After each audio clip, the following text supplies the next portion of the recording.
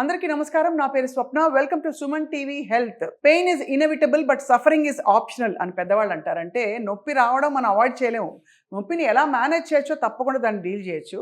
ఇవాళ మళ్ళీ మనం నొప్పి గురించి, నొప్పి అసలు ఎందుకు వస్తుంది, నొప్పి అయినప్పుడు భరిస్తే బాడీలో ఏమేమి జరుగుతాయో కూడా తెలుసుకుందాం ఇవాళ. డాక్టర్ సుధీర్ గారు, thank you so much sir for your time. బాగా బిజీగా ఉంది మీ క్లినిక్ అంతా. అయినా మేము ఒక 20 నిమిషాలు మీ నుంచి అలా తీసుకోబోతున్నాం ఇవాళ. తప్పకుండా.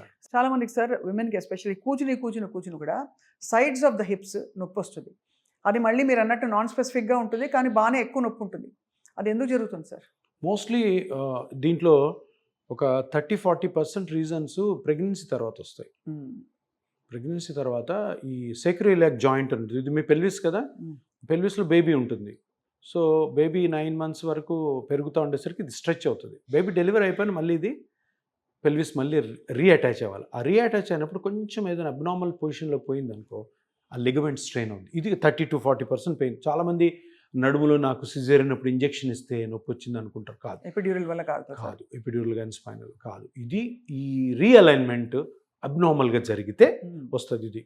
ఇంకా తర్వాత ఇంకా నేను చెప్పాల్సిన అవసరం లేదు. లేడీస్ ఇప్పటికీ, నేను లేడీస్ అంటే నాకు చాలా కోపం, ఎందుకంటే విపరీతమైన పని చేస్తారు.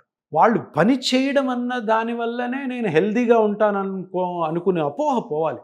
మన ఇండియన్ ఫీమేల్స్లో పొద్దున 6కు లేస్తారు. ఎవరన్నా ఒక సగటు మహిళని మీరు అడగండి, రాత్రి 11 వరకు వాళ్ళు కూర్చునేది ఒక అరగంట. అంత స్ట్రెయిన్ అయితే నడుము నొప్పి వస్తుంది, నెక్ పెయిన్ వస్తుంది, షోల్డర్ పెయిన్. అది చెప్పబడింది సార్. మీరు అన్నట్టు ఎంత కష్టపడి పని చేస్తే లేడీస్ గారు ఇంట్లో అంత ఆరోగ్యం మంచిది అని అంటారు. అని పూర్వం మన పనులు మనమే చేసుకునే వాళ్ళు ఇప్పుడు పని వాళ్ళు ఉన్నారని కూడా అదో చిన్న చూపుతో చూస్తారు. నేను 30% నేను చెప్పిన పెల్విస్ ప్రాబ్లం అని కూడా, మిగతా 60% ఓవర్ వర్క్. ఎవరు డాక్టర్ దగ్గర పోవాల్సిన అవసరం లేదు. ప్రెగ్నెన్సీ అయ్యి డెలివరీ అయిన ఫీమేల్స్కి, అమ్మ మీరు 2 hours ఒక ½ an hour కూర్చోండి. కూర్చోవడం better sir, లైంగ్ down better? లైంగ్ down అయినా మంచిదే, రిలాక్స్గా కూర్చోండి. అది నేర్చుకోవాలి. ఎందుకంటే ఫీమేల్స్ తొందరగా చనిపోవడానికి కారణము, తొందరగా మూలబడిపోవడానికి కారణము, తొందరగా వాళ్ళకి అరుగుదలకు కారణము ఎక్కువ పని చేయడం వల్లే. అండ్ ఇంకోటి విషయం, చాలామంది కోపం వస్తుంది ఆడవాళ్ళకి. రోజంతా పని చేసినా ఆ పనిని 2.5 hours చేసేయచ్చు. ఇంట్లో పని అంతే కదా.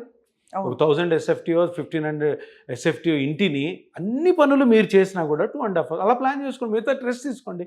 ఈ నడుము నొప్పులు రావు, ఈ మోకాళ్ళ నొప్పులు కూడా చాలా రోజులకి పోస్ట్పోన్ అవుతాయి. అద్భుతంగా చెప్పారు సార్. ఇది ఐ థింక్ చాలా కంపాషనేట్గా చెప్పారు ఫర్ విమెన్. మేము రోజు చూస్తుంటాం, నా దగ్గర రోజుకు 60-70 మంది లేడీస్ వస్తారు, వాళ్ళతో ఫైటింగ్ జరుగుతుంటుంది. నాకు అమ్మ మీరు చేయకూడదంటే లేదు. 75 ఏళ్ళకు కూడా మా ఆయనకి నేనే వండి పెట్టాలి. మా బంధువులు వచ్చారంటే, నా మనవరాళ్ళు వస్తే నేనే ఎత్తుకోవాలంటారు. కాదు, సృష్టి ఒప్పుకోదు దానికి, నేచర్ ఒప్పుకోదు. అండ్ నేచర్ కోపం వస్తే మనమే సఫర్ అవుతాం. సో అలా రెస్ట్ తీసుకోవడం వల్ల ఏ మసిల్స్ని వాళ్ళు కాపాడుకుని దాని లాంగ్ లైఫ్ పొడిగించుకుంటారు? మోకాళ్ళు, ఎనీథింగ్, బ్యాక్ కానీ, షోల్డర్ కానీ, నెక్ కానీ, యాంకిల్ కానీ, హిప్ జాయింట్ కానీ, ఏది వస్తుందో ఎవరికి తెలియదు.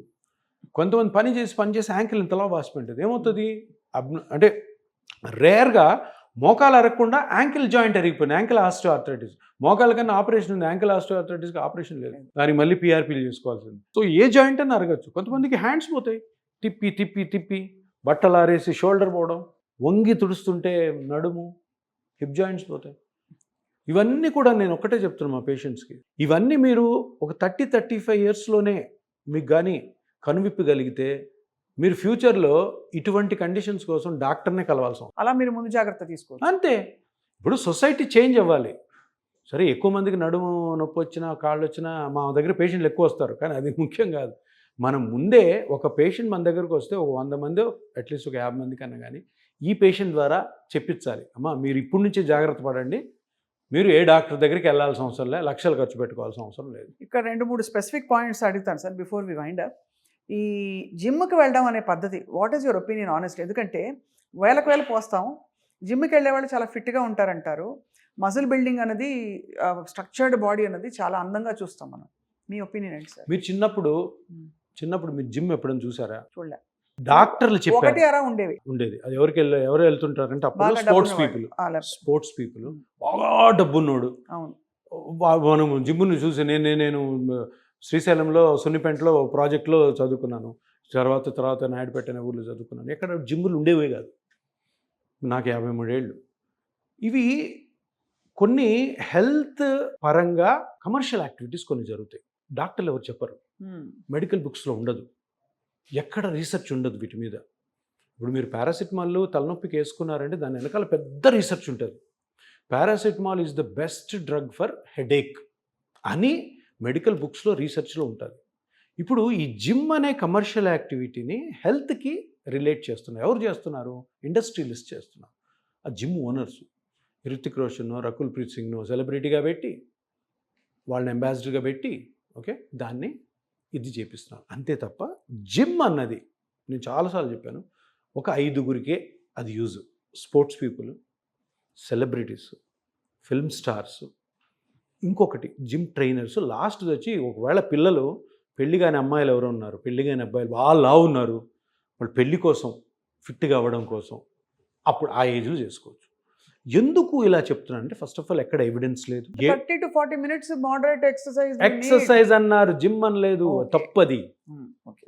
అమెరికన్ హార్ట్ అసోసియేషన్ ఎప్పుడో చెప్పింది. ఏంటి బాబు సార్, ఇప్పుడు డౌట్, మీరు నెక్స్ట్ డౌట్ సార్ ఏం చేయాలి సార్ అసలు ఎక్సర్సైజ్, జిమ్ వెళ్ళొద్దు అంటున్నారు మీరు. ఏం చేయాలి ఎక్సర్సైజ్ అంటే, మీరు హెల్దీగా ఉండాలి అంటే తప్పకుండా చేయాల్సింది కాదు. హెల్దీగా ఉండాలంటే ఈ ఎక్సర్సైజు ఈ టైపులో చేస్తే మీరు హెల్దీగా ఉండే ఛాన్సెస్ ఎక్కువ ఉంటాయి. ఏంటి? Morning and evening mild to moderate exercise, whether it's a slight walking కానీ చిన్న జాగింగ్ కానీ stretching exercise 30 to 40 minutes 6 days in a week. 7 రోజులు కూడా కాదు, 6 days in a week. అది light down research guide line అంతే. ఇప్పుడు కేబీఆర్ పార్క్లో మీరు 4 కిలోమీటర్లు ఒక రౌండ్ అని చెప్పి రోజుకు ఒకటో రెండో చేయడం వల్ల మీ హెల్త్ బాగుంటుందని ఎప్పుడు అనుకోకండి. హెల్త్కి దానికి సంబంధమే లేదు. ఓకే, ఇది చాలా పెద్ద లేదు. ఎక్కడన్నా ఉంటే చెప్పండి, నాకు చూపించండి.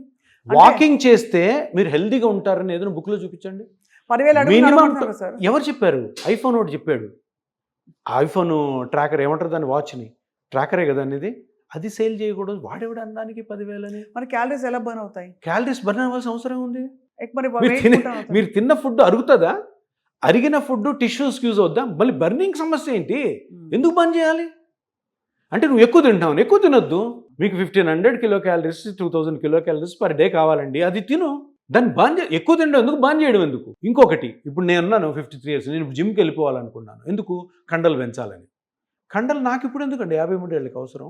పెళ్లి కాని వాళ్ళు ఏదో సర్లే కొంచెం పెళ్లి కోసం మంచిగా అట్రాక్టివ్గా ఉంటే మంచి అమ్మాయి దొరుకుతుంది, లేదా మంచి అబ్బాయి దొరుకుతాడు, మంచి ఉద్యోగం అనుకుంటే చేయడంలో తప్పు లేదు. అది కూడా జాగ్రత్తగా చేసుకోవాలి. తర్వాత పెళ్ళిళ్ళు అయిపోయిన వాళ్ళకి జిమ్లు ఎందుకండి? జిమ్ వల్ల ఏ హెల్త్ బాగుంటుంది, ఏ జబ్బు క్యూర్ అవుతుంది, ఏ జబ్బు రాకుండా ఉంటుంది అని ఎక్కడన్నా ఉన్నాయా? చూపించండి. అండ్ ఫిట్గా ఉండాల్సిన అవసరం, ఫిట్ అంటే కండలు పెంచుకోవడం అంతే కదా. ఫ్లాట్ అబ్డొమెన్, షోల్డర్స్ ఇట్లాగా. పెళ్ళి అయిపోయిన వాళ్ళకి అది ఎందుకు? నాకు తెలిసి, నాకైతే నా డాక్టర్గా నేను 30-35 సంవత్సరాలు చేశాను. నాకైతే ఇప్పటి వరకు ఎప్పుడు సార్ మీరు ఈ స్టేట్మెంట్ చాలా 2-3 సార్లు మన ఇంటర్వ్యూలు కూడా చెప్పారు, బయట కూడా నేను విన్నాను. మీకు ఎప్పుడు డాక్టర్స్ నుంచి వ్యతిరేకత రాలేదు సార్ ఈ స్టేట్మెంట్కి? డాక్టర్ ఎవ్వరు అన్నారు? ఎవ్వరు? నా ఫ్రెండ్స్ ఉన్నారు కదా, నా స్టేట్మెంట్స్ చాలామంది నా ఫ్రెండ్స్ కూడా అపోజ్ చేస్తుంటారు. ఈ జిమ్ ఇష్యూ ఎప్పుడు అనరు. ఎందుకంటే ఎవిడెన్స్ లేదు. ఇప్పుడు నా ఫ్రెండ్ డాక్టర్ ఫ్రెండ్ అన్నాడు అనుకో, నేను ఒకటే అంటాను, చూపి అబ్బాయి ఎక్కడుంది ఎవిడెన్స్ చూపించు. మంచి రీసెర్చ్ ఆర్టికల్. బస్ మీరు ఎవ్రీ ఇండివిజువల్ ఈ ఏజ్ వరకు తప్పకుండా జిమ్ చేయండి, జిమ్లో ఈ ఎక్సర్సైజులు చేయండి, డంబల్స్ ఎత్తండి, బెంచ్ ప్రెస్ చేయండి అని ఎక్కడా లేవు. అంటే ఏంటంటే కమర్షియల్ యాక్టివిటీ. రైట్. నేను ఇంకా చెప్తాను. ఇంకా భయంకరమైన విషయాలు ఏంటంటే walking is also commercial activity. ఎవరు చెప్పలేదు వాకింగ్ చేయమని, ఎక్సర్సైజ్ చేయమన్నారు. Minimum to moderate. ఏం ఎక్సర్సైజ్ చేయాలి? ఇప్పుడు మీకు మోకాలు నొప్పి ఉందనుకోండి, నడవమని చెప్తారా? ఉన్నది ఊడిపోద్ది. షోల్డర్ పెయిన్ ఉంది, ఈ ఏవో ఉంటాయి జిమ్లో, అవి చేస్తే మొత్తం పోతుంది. మీకున్న కండిషన్ ప్రకారం, మీ ఏజ్ ప్రకారము మీరు ఆ మినిమం టు మోడరేట్ ఎక్సర్సైజ్ ఆ 30 to 40 minutes ఎలా చేయాలన్నది మీ ఫ్యామిలీ డాక్టర్ అడిగితే చెప్తాడు. అంతే. అది ఉత్తమం. అంతే, సింపుల్. ఎవరో ఇప్పుడు అడ్వర్టైజ్మెంట్ చూస్ చేయడము, లేదంటే జిమ్ ట్రైనర్ మన ఇంటి పక్కన ఉన్నాడు, లేదు మన ఇంటి పక్కన జిమ్కి వెళ్ళి రోజు కండలు పెంచుతున్నాడు, మనం కూడా పోవడం అన్నది చాలా చాలా. యోగా కూడా వద్దంటారు అయితే? ఏదన్నా సైన్స్ ఉండాలండి. యోగాలో సైన్స్ ఉందా? యోగా మీద పేపర్స్ ఉన్నాయా? రీసెర్చ్ పేపర్స్ ఉన్నాయా? యోగా అన్నది మంచిదే. ఏంటి యోగా అంటే ఏంటి? యోగా అంటే ఏదో పెద్ద మంత్రం మ్యాజిక్ కాదు. Stretching exercise. ఇప్పుడు ఇట్లా అంటాం, ఏమవుద్ది? నేసల్ ప్యాసేజ్ ఫ్రీ అవుతుంది, అంతే. దాన్ని అంతే అనుకోండి. అంతకంటే పెద్ద మంత్రం మ్యాజిక్ ఏముండదు. నడుము ఎక్సర్సైజులు కొన్ని ఉంటాయి, స్ట్రెచింగ్ అవుతుంది. మేము చిన్నప్పుడు స్కూల్లో ఉన్నప్పుడు ఆసనాలని ఒక పీరియడ్ ఉండేది. ఆసనాలు అవి ఎప్పుడు నాకు ఒళ్ళొంగదు.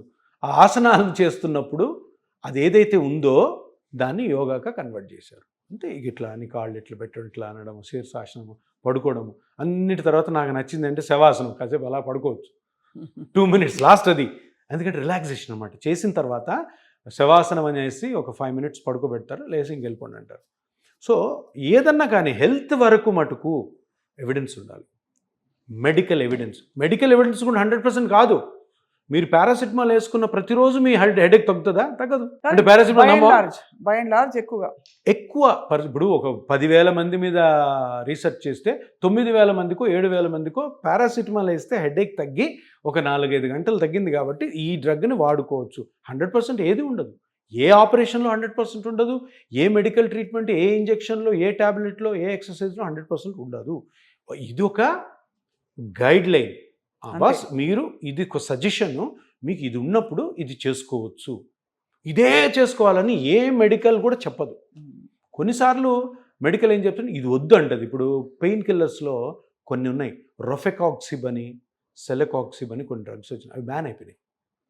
ఎందుకు? వాటి వల్ల నష్టాలు ఎక్కువ వస్తున్నాయని చెప్పి. బెరాల్గన్ కూడా బ్యాన్ అయింది. బెరాల్గన్ కూడా బ్యాన్ అయింది. అంటే బెరాల్గన్ కంపెనీ బ్యాన్ అయింది, దాంట్లో డ్రగ్ ఉన్నది. అదే ఇదే సేమ్ మన పారాసిటమాల్, అసిటమినోఫెన్. సో కొన్ని బ్యాన్ అయినాయి, అవి వాడకూడదు. కానీ మిగతా ట్రీట్మెంట్స్ 100% అని జనాలు అనుకోకూడదు, డాక్టర్లు కూడా జనాలకి చెప్పకూడదు. అంతే. ఏది 100% ఉండదు. 100% జిమ్ వల్ల కానీ ఇతరత్ర యాక్టివిటీస్ మెడికల్ సూపర్విజన్లో ఆర్ మెడికల్ డాక్టర్ సజెషన్కి ఆపోజిట్, అంటే వాళ్ళు చెప్పకుండా చేస్తే మటుకు తప్పది. దానివల్ల పేషెంట్కే తప్పు. నా దగ్గర రోజుకొకరు జిమ్ ఇంజురీతో వస్తారండి. రోజుకొకరు మామూలు జాబ్ చేస్తున్నాడు రాడు, జిమ్ ఇంజురీ. ఎందుకు? ఆ జిమ్లో హెవీగా ఎత్తడం వల్ల షోల్డర్ కట్ అవ్వడం. మాకు ఇప్పుడు చాలామంది 40-45 ఏళ్ళకి బ్యాడ్మింటన్ స్టార్ట్ చేస్తారు, 55-60 కూడా ఆడతారు, 55లో మోకాలు ఏదో ఎగిరి కొడతారు.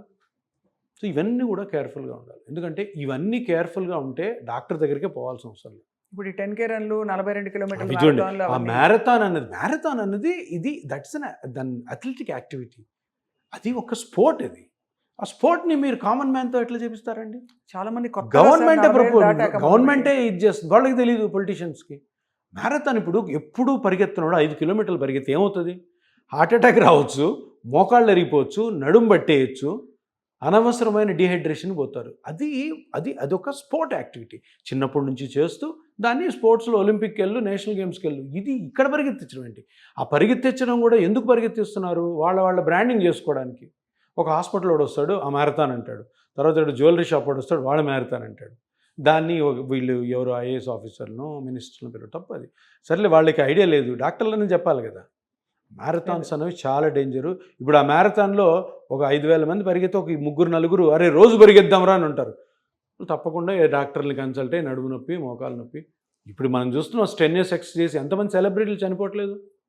అమ్మో, కర్ణాటకలో ఒక ఆయన చనిపోయాడు, ఆంధ్రప్రదేశ్లో ఒక పొలిటీషియన్ చనిపోయాడు. ఇంక మన రీల్స్లో చూస్తూ ఉన్నాం, డ్యాన్స్లు వేస్తూ చనిపోయేవాళ్ళు, జిమ్ములు చేస్తూ సార్. ఎందుకు సార్, మొన్న చాలా పెద్ద మీరు అన్నట్టు కరెక్ట్గా ఒక అమ్మాయి స్టేజ్ మీద ఏదో ఫేర్వెల్ స్పీచ్ ఇచ్చి కొలాప్స్ అయిపోయింది. మొన్న బ్యాడ్మింటన్ ఆడుతూ పడిపోయాడు. అన్నీ కూడా ఇవన్నీ అందరూ అర్థం చేసుకోవాలని సింపుల్. అది రాకెట్ సైన్స్ ఏం కాదు. హెవీగా స్ట్రెయిన్ అయినప్పుడు హార్ట్ సడన్గా స్టాప్ అయిపోతుంది, అంతే కదా. ఏ జబ్బు లేనివాడు ఆ ఎక్సర్సైజ్ చేస్తే చనిపోయాడంటే ఆ ఎక్సర్సైజ్ నీ బాడీకి సరిపోలేదు, అంతే. ఎక్కువ ఆక్సిజన్ రిక్వైర్మెంట్, హార్ట్ బాగా ఫాస్ట్గా కొట్టుకుంది, ఫిబ్రిలేషన్లోకి పోయింది, హార్ట్ స్టాప్ అయిపోయింది, అంతే. దానికంటే వేరేది ఏమి ఉండదు. ఆల్రెడీ డిసీజ్ ఉన్న వాళ్ళకి ఏదైనా వేరేది ఎక్స్ప్లెయిన్ చేయొచ్చు. కానీ ఇప్పుడు ఈ చనిపోయిన వాళ్ళందరూ కూడా మంచి కండలు, సూపర్ బాడీ ఉన్నవాళ్లే. అదేమవుతుంది, వాళ్ళ బాడీ ఎంత బాగున్నా కానీ హార్ట్ సపోర్ట్ చేయదు. ఇప్పుడు మనం ఎక్కువ స్ట్రెయిన్ అయ్యే కొద్దీ హార్ట్ బ్లడ్ని ఎక్కువ పంప్ చేయాలి కాబట్టి ఎక్కువసార్లు కొట్టుకుంటుంది. ఆ కొట్టుకున్న క్రమంలో ఆ ఫాస్ట్ హార్ట్ రేటు సడన్గా ఫిబ్రిలేషన్లోకి వెళ్ళిపోతుంది. అది అరిథ్మియా అంటాం కదా. అరిథ్మియా టక్కని స్టాప్ అయిపోతుంది. టాకికార్డియా లీడింగ్ టు సూప్రావెంట్రికల్ టాకికార్డియా, లేదంటే వెంట్రికల్ ఫిబ్రిలేషన్లోకి వెళ్ళి హార్ట్ స్టాప్ అయిపోతుంది. ఇంకా అంతకంటే వేరే ఎక్స్ప్లెనేషన్ ఏం లేదు. ఆ హార్ట్ అంత స్ట్రెన్యూస్ ఎక్సర్సైజ్కి తట్టుకుంటుంది లేదో ఎవరికి తెలియదు. జిమ్ ట్రైనర్ అంటే ఇంకా చేయండి సార్, ఇంకా వేయండి, ఇంకొక 15 కేజీలు వేస్తాను ఎత్తండి అంటాడు, స్కిప్పింగ్ చేయమంటాడు, చేస్తూ టక్కన పడిపోతుంది. ఏంది అవసరమా ఇవన్నీ? ఏం అవసరం. మంచి ఉద్యోగం చేసుకోండి, హెల్తీగా ఉండడానికి డాక్టర్లను కలవండి, వాళ్ళు చెప్పిన సజెషన్స్ ఫాలో అవ్వడం. అండ్ ఏమైనా పెయిన్ ఉంటే సుధీర్ ధారా గారిని కలిసి పెయిన్ తగ్గించుకోండి, హ్యాపీగా హెల్తీగా బతకండి. సరే, వాళ్ళు చాలా కొత్త విషయాలు తెలుసుకున్నాం. ఐఎమ్ రియలీ హ్యాపీ వాళ్ళ కాన్వర్జేషన్తో. సో డెఫినెట్లీ ఐ థింక్ ఇది something everybody needs to think about. Pain ఎందుకు వస్తుంది అండ్ దాన్ని సకాలంలో అరికట్టడానికి మిమ్మల్ని కన్సల్ట్ చేస్తారు అందరూ. Thank you so much. నమస్కారం.